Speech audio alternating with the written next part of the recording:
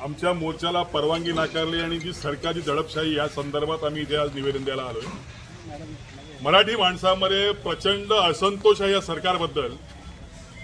ज्या मराठी माणसानं मराठी भाषेविषयी अनासर दाखवली, अरेरावी केली, त्याला आमच्या कार्यकर्त्यांनी प्रसाद दिला आणि त्याच्या प्रत्युत्तर म्हणून परप्रांतातनं व्यवसाय करायला आलेल्या लोकांनी आम्ही हिंदी शिकणार नाही आणि मराठी माणसाच्या विरोधामध्ये त्यांनी मोर्चा काढला, मनसेच्या विरोधामध्ये मोर्चा काढला। ही इतिहासाची पहिली घटना आहे आणि या लोकांना पाठीशी कोण घालतं? हे सरकार घालतं, लक्षात घ्या। मराठी माणसाचं सरकार असून ते सरकार या लोकांना पाठीशी घालतं।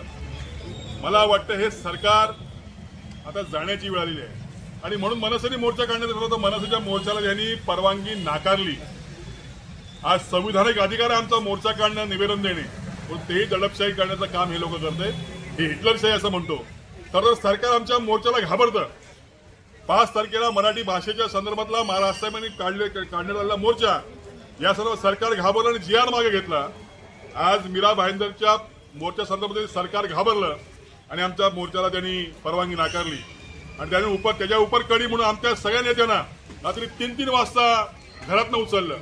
माझा सरकारला प्रश्न आहे, पहलगामच्या आजच्या हल्ल्याला 2-3 महिने झाले, तुम्हाला हे अतिरेकी मिळू शकत नाहीत, त्यांना तुम्ही शोधू शकत नाहीत, परंतु आमच्यासारख्या निष्पाप कार्यकर्त्यांना, मराठी भाषेसंदर्भात लढणाऱ्या कार्यकर्ते तुम्ही घरातनं उचलता। ही दडपशाही आहे, ही हिटलरशाही आहे आणि याचा आम्ही निषेध करण्यासाठी या ठिकाणी आलोय।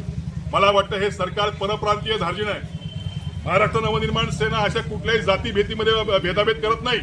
आज आमच्या पक्षाचा कार्यकर्ता पदाधिकारी मुस्लिम आहे, जमील देशपांडे म्हणून, फिरोज शेख म्हणून आमचा आहे, मॉन्टी जहागीरदार, सतनाम सिंग गुलाटी आमचा पंजाबी आहे, इतर अनेक लोक म्हणतायत आमचं नवजोत सिंग जोड आमचा पंजाबी आहे। असे अनेक लोक आपल्याला पाहता येतील जी परप्रांतात नाहीत। आमचा महेंद्र भानुशाली गुजराती आमचा पदाधिकारी आहे, परंतु हे सगळे या मातीशी एकरूप झाले।